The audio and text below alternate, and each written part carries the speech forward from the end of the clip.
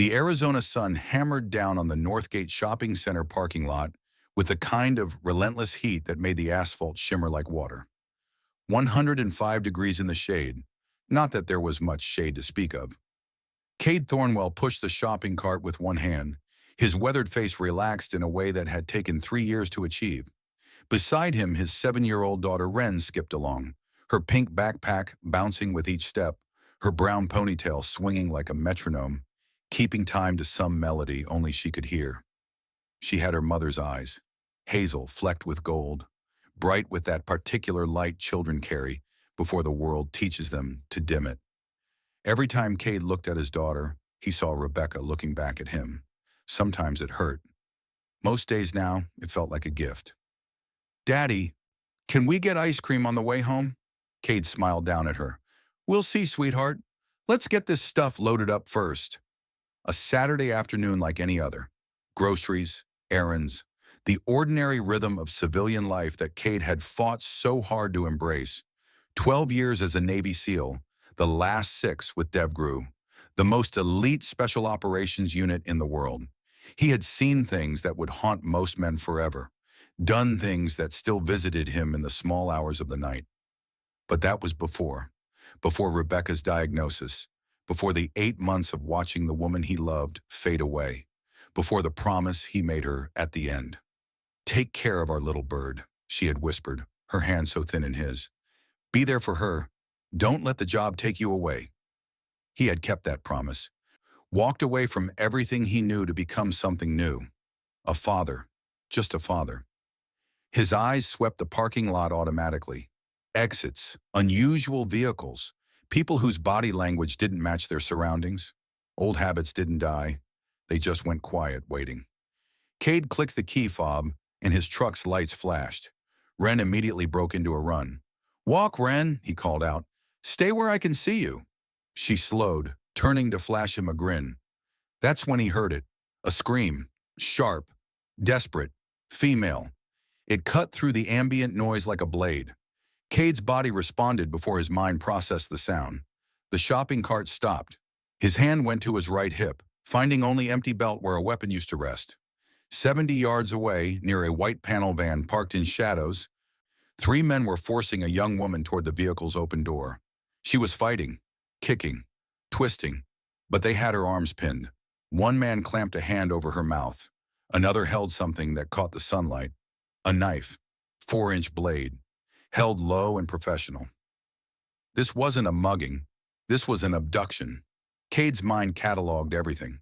3 hostiles, 1 armed, coordinated movement. These men had done this before. The woman was late 20s, business casual, her purse spilling onto the ground as she struggled. Then reality crashed back. Wren was standing 15 feet away, watching him with those trusting eyes. "Daddy?" Her voice was small. "What's happening?" Cade looked around.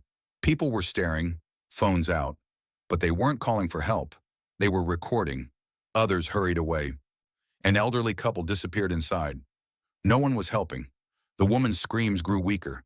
In another 10 seconds, she would be in that van. In another 20, gone forever.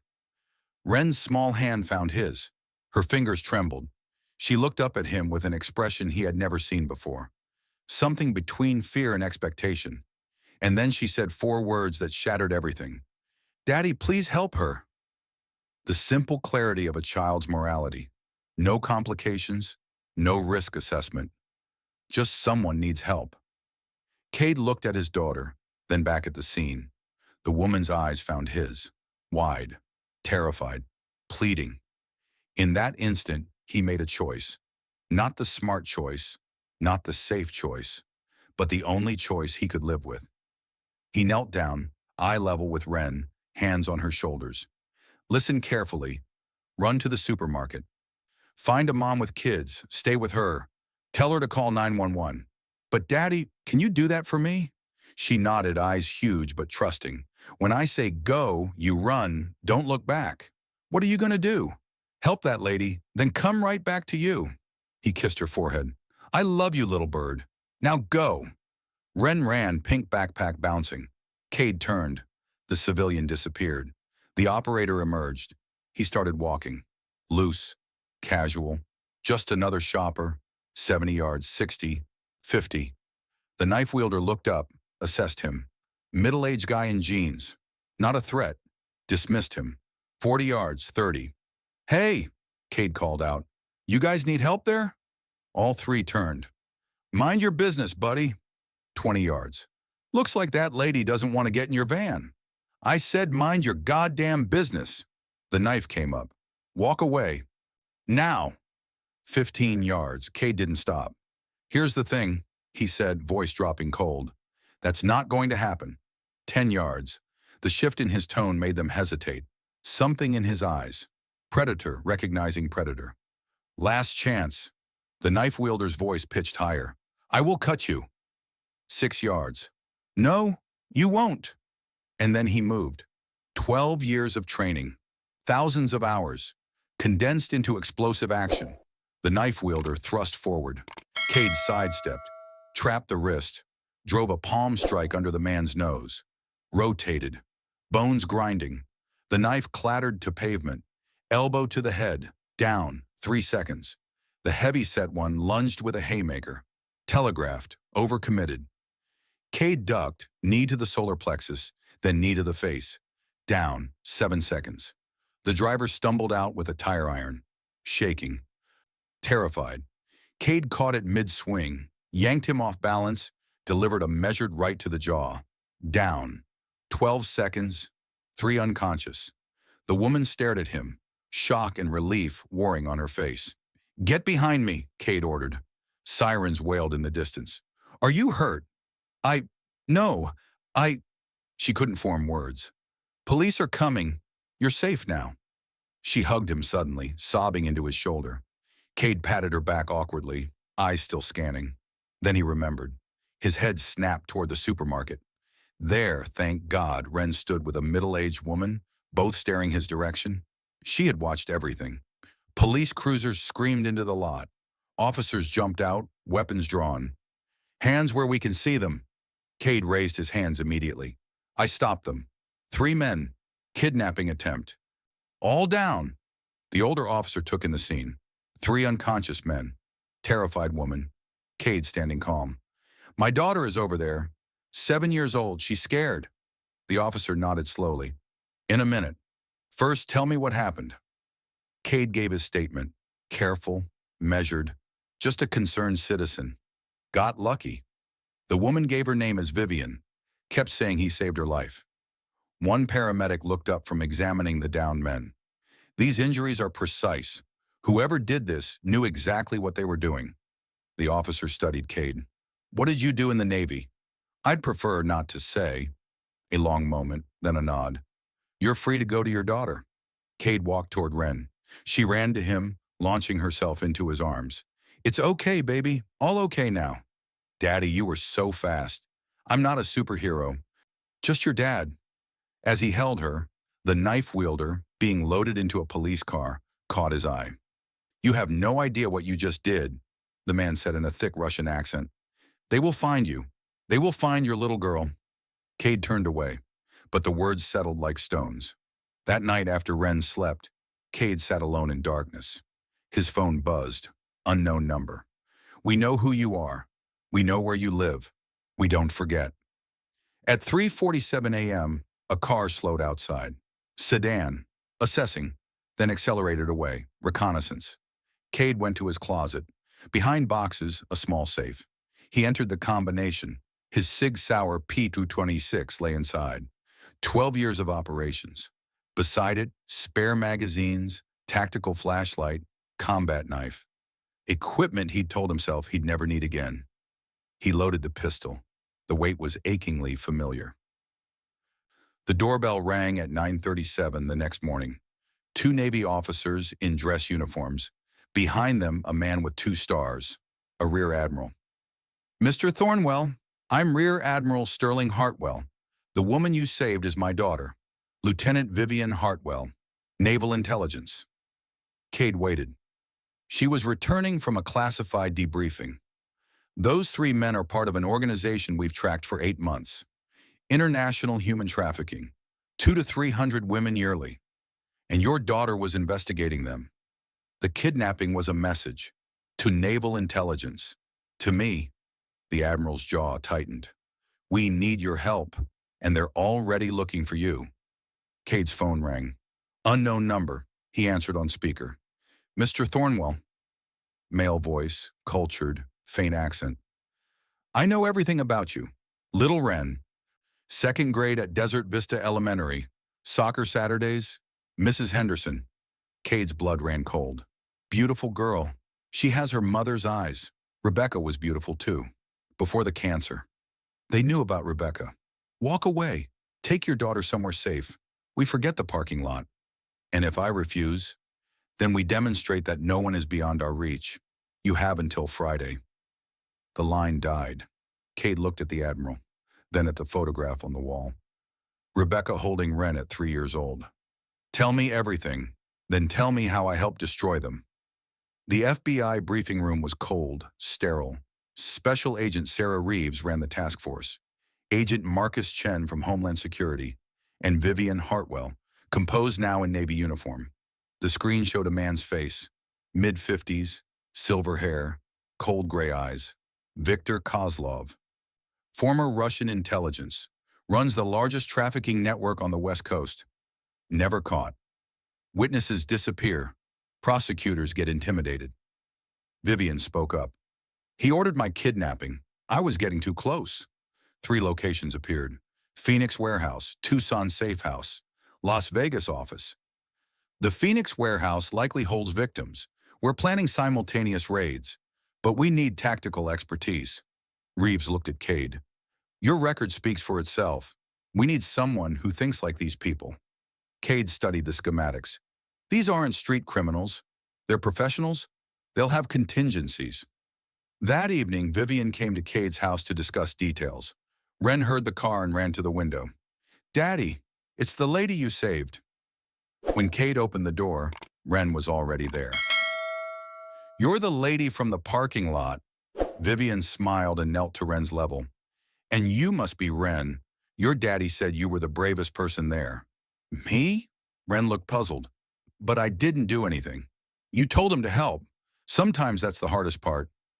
Wren studied Vivian's face with that intensity children sometimes have, the kind that sees through pretense.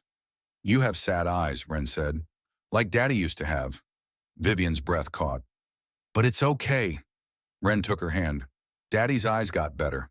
Maybe yours will too. She paused. Daddy says broken pieces can still make something whole. You just have to find the right pieces that fit together. Vivian couldn't speak. No one had ever said anything like that to her. Cade stood in the doorway, watching his daughter hold this woman's hand. For the first time in 3 years, he felt something other than guilt when thinking about a woman who wasn't Rebecca. 2 days later, everything changed. Alexei Volkov, the knife wielder, was found dead in his cell. Apparent suicide. Bedsheet. That's not suicide, Cade said immediately. That's elimination. Someone inside the system had helped them. The timeline collapsed. Raids moved up 48 hours, and Cade made the hardest decision of his life. He called Jackson Mercer, former teammate, now private security. I need you to take Wren somewhere safe, completely off-grid. How bad? They threatened her by name. I've got a cabin in the mountains, remote, defensible. 2 other guys with me, both former team. That night, Cade sat Wren down. Baby, I need you to go on a trip with Uncle Jackson. Her eyes filled. Why? Did I do something wrong? Never, but I need you safe while I finish helping people. Tears spilled. You promised you wouldn't leave me, like Mommy left. The words cut deep. Wren, listen. He held her shoulders. Mommy didn't leave because she wanted to. The sickness took her. And I'm not leaving. I'm keeping you safe. There's a difference. Promise you'll come back? Always. I'll always come back to you, little bird. She hugged him tight, then pulled back, looking at him with an expression too old for 7. Daddy, when you help people, you smile different, like you used to with Mommy, like you're you again. Cade couldn't speak. His daughter had just said what he'd hidden from himself for 3 years. An hour later, he stood in the driveway, watching Jackson's car disappear. Wren's face pressed against the window. Small hand waving. He waved back until the taillights vanished, then went inside to prepare for war. The night before the raid, Vivian came to his house. Wren was at the cabin. The house felt hollow. They sat on the back porch, whiskey in hand, desert night cold around them. "My mother left when I was 8, Vivian said suddenly. Cade waited. Couldn't handle being a Navy wife. One day she just wasn't there. Left a note like canceling an appointment.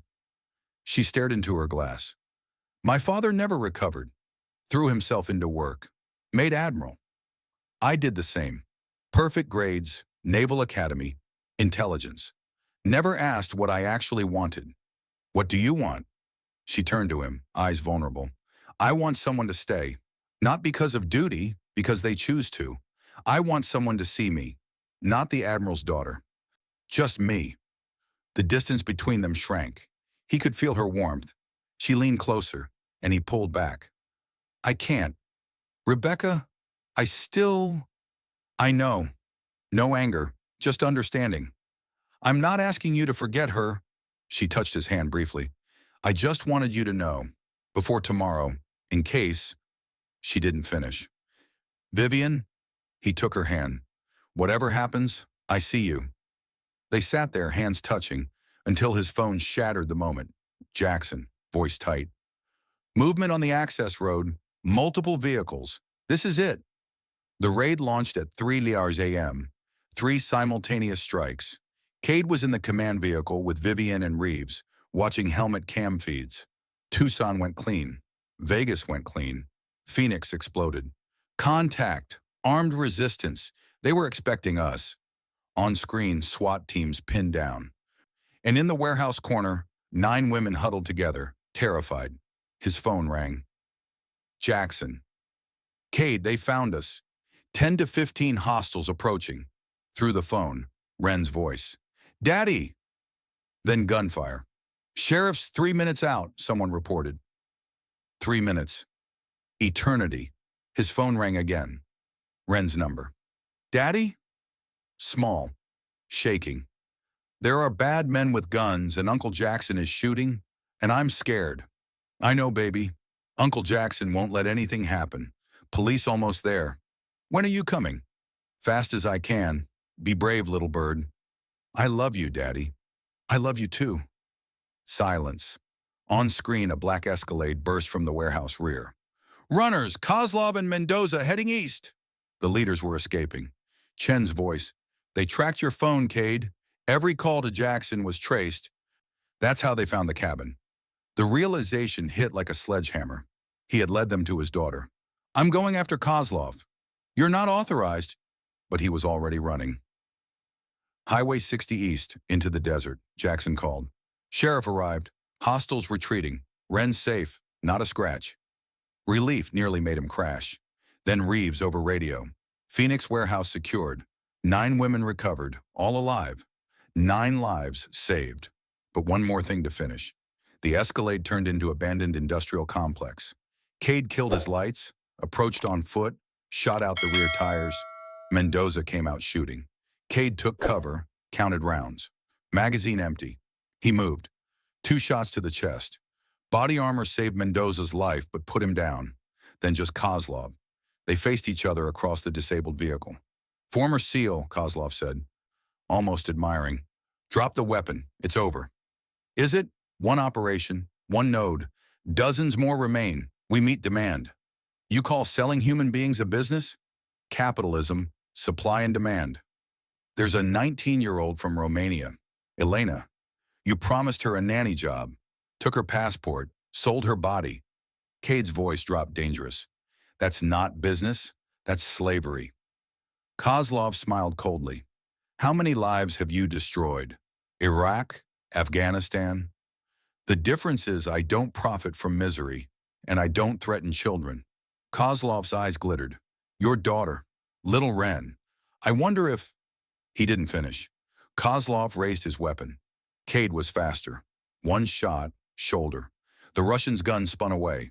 Sirens filled the night. FBI, highway patrol. Kozlov was dragged away in cuffs. This isn't over. Cade said nothing. For Kozlov, it was already over. The drive to the cabin took 2 hours, longest of his life. When he arrived, dawn broke over the mountains, shell casings everywhere, bullet holes in walls. But the cabin stood. Jackson stood. And, "Daddy!" Ren burst through the door, ran to him. Cade dropped to his knees, caught her, held her so tight. "You came back. You promised, and you came back. Always, little bird. Always." Vivian arrived an hour later. Ren saw her and ran over. "Vivian! Daddy came back!" The three sat on the cabin porch, morning sun warming them. Ren between them, holding both hands. "Daddy?" Ren's voice was thoughtful. "Is Vivian going to stay with us?" Cade didn't know how to answer.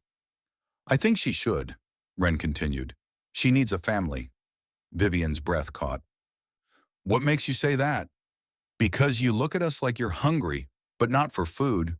She squeezed Vivian's hand. "Hungry for home." Tears rolled down Vivian's cheeks.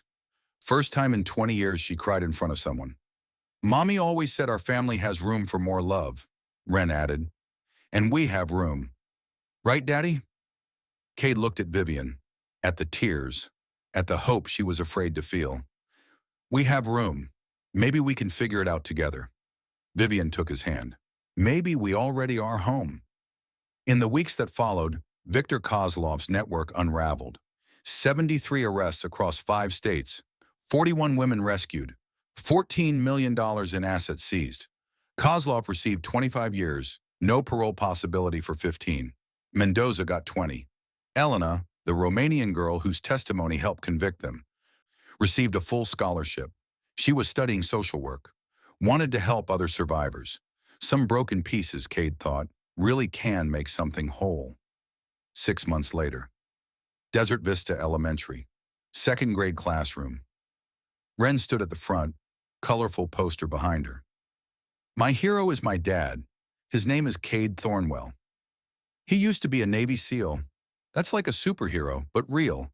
He protected people in places I can't find on a map. Then Mommy got sick, really sick. Daddy came home to take care of us. He held Mommy's hand every day until she went to heaven. Then he held mine. Every day since."